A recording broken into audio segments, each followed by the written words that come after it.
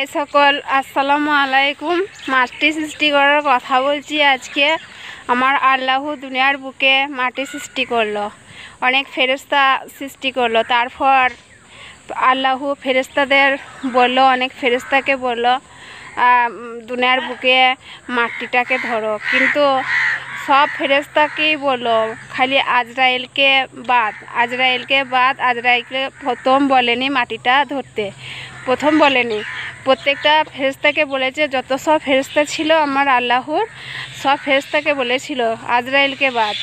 তারপরে কোনো ফেরেশতাই মাটির চাপকে ধরতে পারেনি।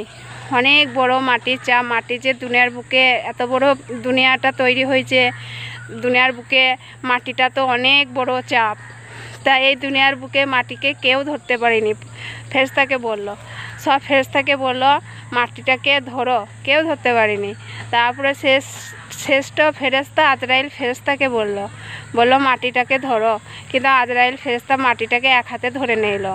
তারপরে আল্লাহর আজরাইল ফেরেশতা এত শক্তিশালী, মাটিটাকে ধরে দুনিয়ার বুকে নিয়ে এসেছিল। তারপর আমার আল্লাহ বলেছিল, আজরাইল তোমাকে প্রত্যেকটা মানুষের জান কবজ করতে হবে। দুনিয়ার বুকে তুমি মাটির মানুষকে, মাটির দুনিয়াকে তুমি দুনিয়ার বুকে নিয়ে গেছো, প্রত্যেকটা মানুষের জান কবজ করতে হবে। আজরাইল বলল, আমি যদি প্রত্যেকটা মানুষের জান কবজ করি, তাহলে তো সব মানুষ তো আমাকে দোষ দিবে, বলবে আজরাইল আমার মেরে দিল, আমার জান কবজ করলো।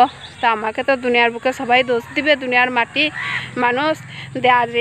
আজরাইলকে আল্লাহ বললো, না, তোমাকে কেউ দোষ দিবে না, আমি একটা মৃত্যুর ওছিলা দেবো, মৃত্যুর বাহানা দেবো।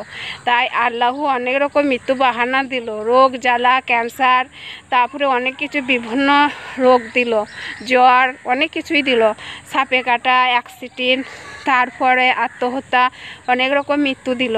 আমার আল্লাহ ওছিলা দিল, বাহানা দিল। প্রত্যেকটা মানুষ বাহানাতে মরে, কিন্তু কেউ আজরাইলকে দোষ দেয় না। প্রত্যেকটা মানুষের রোগে মরে, অ্যাক্সিডেন্টে মরে, সাপে কেটে মরে, অনেক কিছু মৃত্যু আছে, মার্ডার করে, অনেক রকম মৃত্যু আছে। প্রত্যেকটা মানুষ প্রত্যেকটা ওছিলায় মৃত্যু হয়, কিন্তু আজরাইলকে কেউ দোষ দেয় না। আজরাইল বলেছিল প্রত্যেকটা মানুষের জান কবজ করলে আমাকে দোষ দেবে, আল্লাহ বলেছিল কেউ দোষ দেবে না, সব বাহানাতেই যায়। আর সব থেকে হচ্ছে আমাদের শক্তিশালী ফেরেশতা হচ্ছে আজরাইল, প্রত্যেকটা মানুষের জান কবজ করে। আজরাইল ফেরেশতা হলো শক্তিশালী।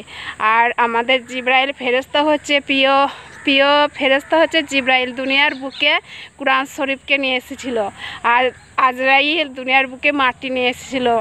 আর তার